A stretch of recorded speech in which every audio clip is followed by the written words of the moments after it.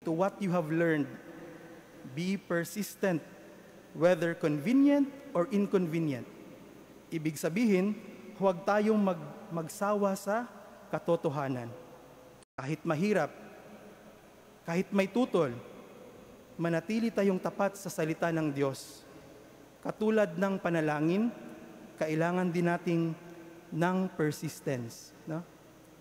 Sa paggawa ng tama. Persistence in doing what is good and what is right. Magdasal, tuloy-tuloy, mamuhay sa katotohanan, kahit hindi madali, dahan-dahan, araw-araw, ka-faith lang. Sa atin ding ebanghelyo, merong isang balo, no? A widow. Wala siyang asawa, wala siyang pera, wala din siyang kapangyarihan, pero meron lang siyang persistence. Sa panahon ni Jesus, ang mga balo, sila ay mga kabilang sa mga pinakamahihina sa society.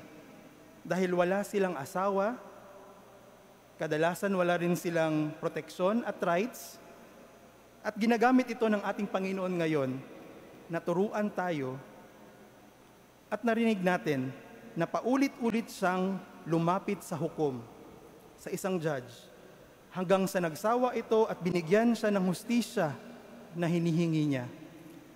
Kung ang isang masamang hukom ay napilit ng matyagang balo, gaano pa kaya ang ating mabuting Diyos na laging nakikinig sa atin?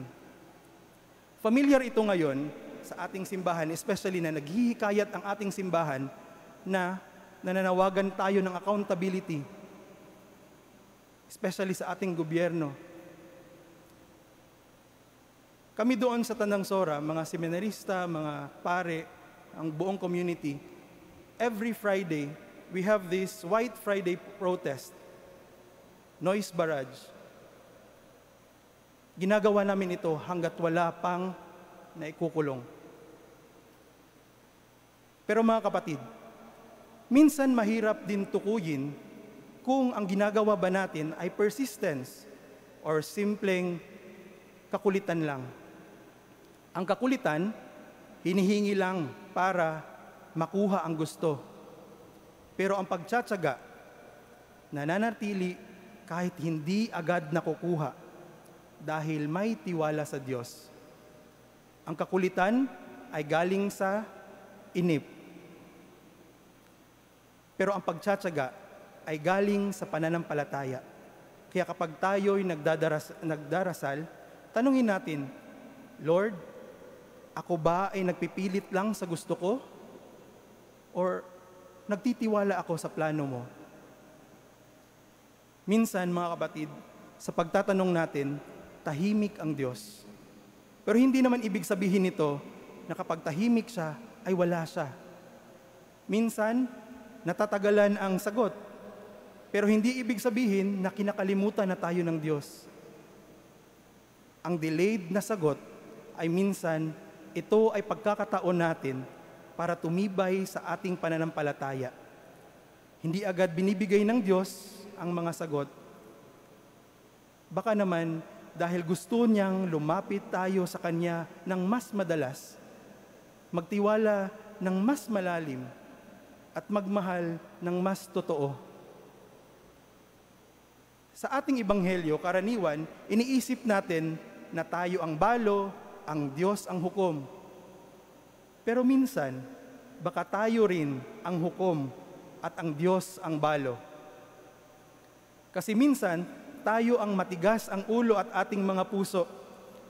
Ayaw pakinggan ang sigaw ng mga mahihirap, ng mga naaapi, ng mga naghihingi ng tulong. Pero gaya ng balo, patuloy ang Diyos na kumakatok sa ating mga puso. Hindi siya sumusuko. Paulit-ulit niyang sinasabi, buksan mo ang puso mo. Magpatawad ka. Maglingkod ka. Umibig ka. Baka kayo dyan, may narinig na din kayo ng mga ganitong promptings ng ating Panginoon, pero hindi lang natin siya binibigyan ng pansin. Kaya ngayong linggo, mga kapatid, Tatlong tauhan ang iniharap sa atin ng ating mga readings bilang halimbawa ng pananampalatayang matyaga at matatag.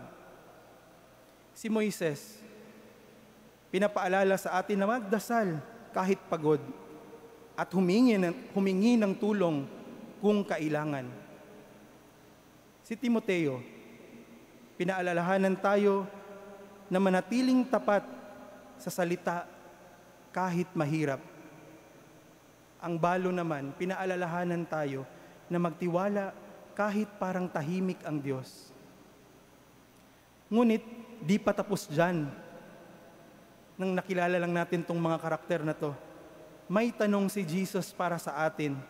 Sa dulo ng ating ebanghelyo, sinabi niya, "When the Son of Man comes, will He find faith on earth?" Kung darating siya ngayon, makikita ka ba tayo ng Panginoon na patuloy na nanalangin, umaasa at nagtitiwala kahit na may mabigat tayong dinadala at mga pagsubok sa buhay? Mga kapatid, faith that never gives up. Ito ang gusto ni Jesus sa atin ngayon. Isang pananampalataya na patuloy nagdadarasal, patuloy na umaasa at gumagawa ng tama.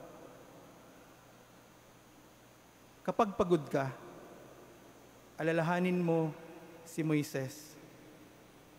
May tumulong sa kanya. Kapag gusto mong sumuko, alalahanin natin si Timoteo na natiling tapat sa katotohanan. Kapag parang walang nakikinig sa iyo, alalahanin natin ang Balo. Hindi siya tumigil. At kapag sobrang hirap na, ulitin natin sa sarili natin ang salmo na ating kinanta kanina. Our help is in the name of the Lord who made heaven and earth.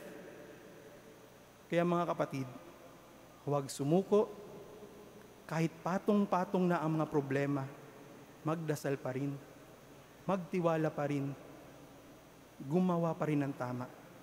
At sana sa bawat sabi natin na, "Lord, tulungan mo po ako," ay marinig din natin at marinig din niya ang mga katagang, "Panginoon, kahit mahirap, mananatili akong mananalangin sa iyo."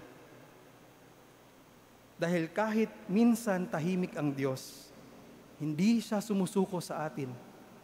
At sana, huwag din nating sukuan ang Panginoon. Ka-faith lang.